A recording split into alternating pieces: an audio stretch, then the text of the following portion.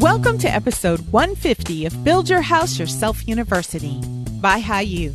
I'm your host and fellow student, Michelle Nelson, and together we'll learn the basics of home design and construction and demystify the building process so we can make informed decisions and build quality dream homes with or without a general contractor. If you're like me, you've been seeing commercials for extended home warranties and wondering if they're a good investment. These home warranties are supposed to go beyond the coverage that you get with the usual homeowner's insurance policy. They're warranties that are offered by third-party companies that will pay for repairing and, if necessary, replacing covered appliances and home components, such as plumbing, should problems arise. So, are home warranties a smart idea? We'll briefly discuss that in just a second. But before we get to that, I want to thank Mike Anonymous for his encouraging 5-star rating and review. He says, "Awesome. Great podcast with relevant topics, articulate and easy to follow. I go back and listen to old episodes again. Please keep up the great work." Thank you so much, Mike. Thank you for taking the time to write that. And you know what? I do the same thing. I go back and listen to old episodes too. Even though I did the research for the topics and I did the recordings, there's so much information in some episodes that listening to topics again can be really helpful. Thank you for doing that, Mike, and thank you for listening. Okay, let's talk more about home warranties and the difference between them and other warranties and insurance coverage. The average homeowner's insurance policy will cover losses if your home or its contents are damaged or lost because of theft, fire, or other disasters. The average builder's warranty, which usually comes with a new house, will cover some repairs and some replacement costs of structural elements and the contents of the house, usually for at least 1 year after the house is built. Many reputable contractors will cover the house for several years after the house is completed.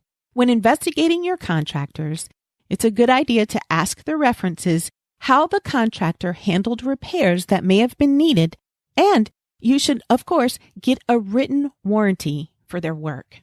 As a general rule, most home appliances and systems typically have at least a 1-year warranty, and most states require builders to warranty the home's structural elements for up to 10 years.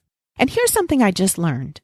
When purchasing appliances and other items with certain credit cards, the credit card company will extend the manufacturer's warranty usually up to 12 months after the purchase. Several popular credit cards, including American Express and Chase credit cards, offer those extended warranties. One of the best cards for extended warranties, as of the recording of this podcast, is the Citi Double Cash Card, which will provide an additional 24 months of protection, no matter how long the manufacturer's warranty is. So, with the builders, manufacturers, and credit card warranties in place, you may not even need any additional coverage, especially for a new house. But as your house gets older, or if you're purchasing an older house, a home warranty may make sense, or it may not. Consumer Reports has long recommended that consumers avoid home warranties and put the money that they would otherwise spend on a home warranty into a savings account dedicated to repairs and replacement expenses. That way, the money is in the bank, accruing interest, waiting for you whenever you need repairs. And with a personal repairs and replacement saving account, you won't risk paying for a plan that may not provide the coverage you expect. To be clear, a home warranty may not pay for 100% of repairs, but good policies will help cover a portion of the cost as things break down. These warranties may be a good idea if you know you're not a good saver. A home warranty could save you when you need repairs. If you're more likely to make payments to a company than make deposits into a savings account, consider a home warranty. You'll need to pull money from somewhere to cover items in your home as things get damaged, things get older and worn out over time. That somewhere could be a personal rainy day savings account if you're a good saver, or it could be a home warranty company with a good reputation. But be warned, finding a good company can be a challenge. Be sure to investigate any company you're considering before actually purchasing their home warranty. Good resources for researching a company's reputation include, number 1, online reviews of the company. Google the company's name and reviews. Number 2, the Better Business Bureau. Number 3, your state attorney general's office. And number 4, your state insurance commissioner's office. You can locate your state's insurance commissioner's office by Googling the National Association of Insurance Commissioners, then going to the site and locating your state on their MAP tab. Although home warranties aren't considered insurance policies, many states require companies offering warranties to register or be licensed by the state's Department of Insurance. As an aside here, you can contact your state insurance commissioner's office anytime you have a complaint about an insurance company. A few years ago, when my homeowner's insurance denied a claim that I put in for a new roof due to hail damage, I called my state insurance commissioner. They investigated, and a couple of months later, I got a check in the mail from my insurance company for the cost of my new roof. I didn't have to pay the commissioner's office anything. I just explained my case and supplied some documentation. Most complaints regarding home warranties come as a result of the wide gap between what the customer expects and what the plan delivers. Before buying a home warranty, read the contract and understand exactly what it does and does not cover.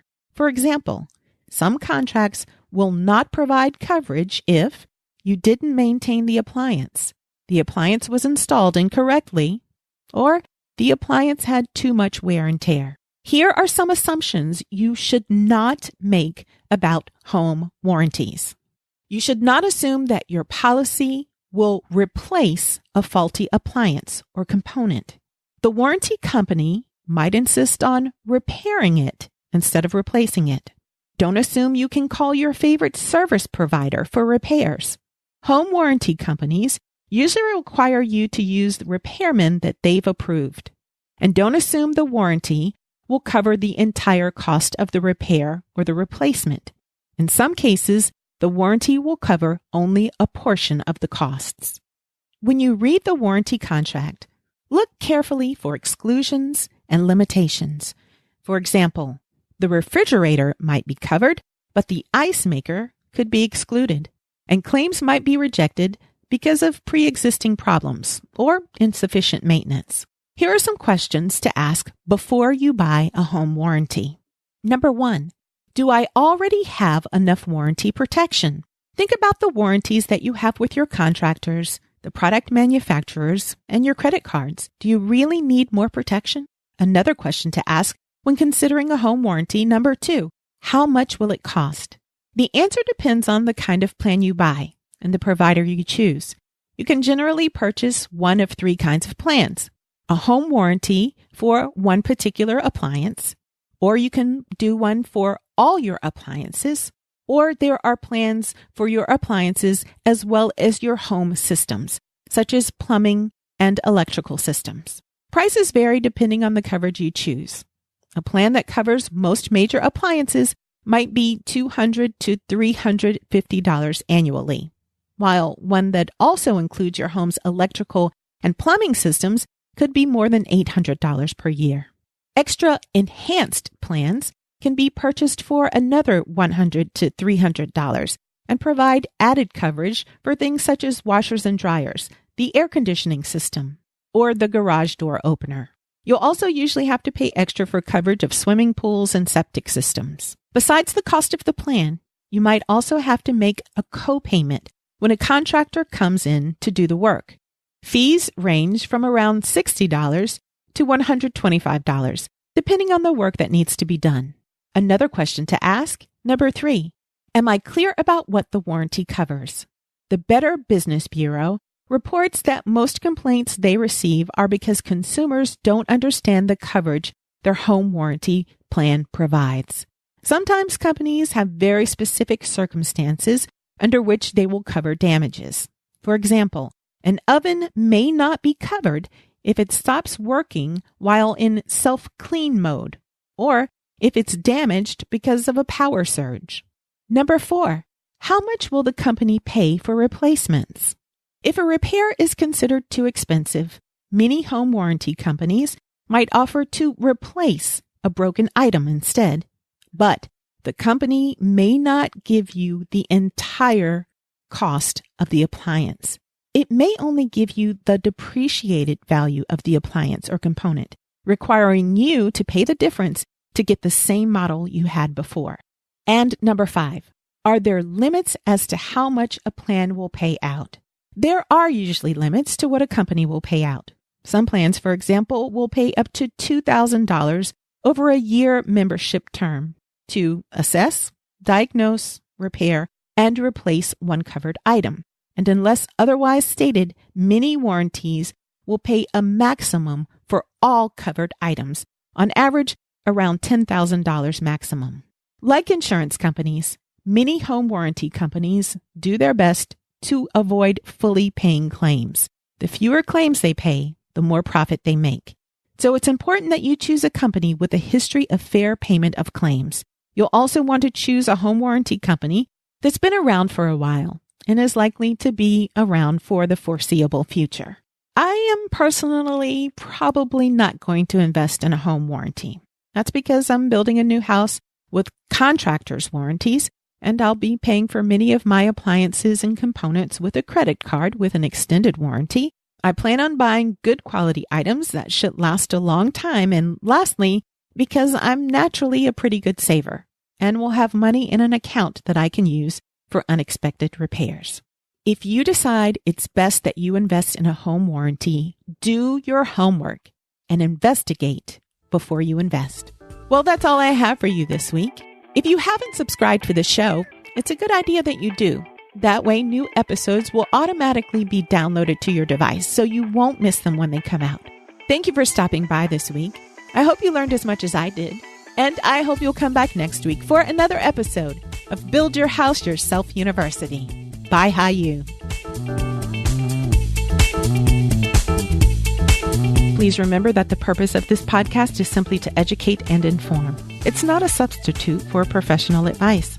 The information that you hear is based only on the opinions, research, and experiences of my guests and myself. That information might be incomplete, it's subject to change, and it may not apply to your project. In addition, building codes and requirements vary from region to region, so always consult a professional about specific recommendations for your home.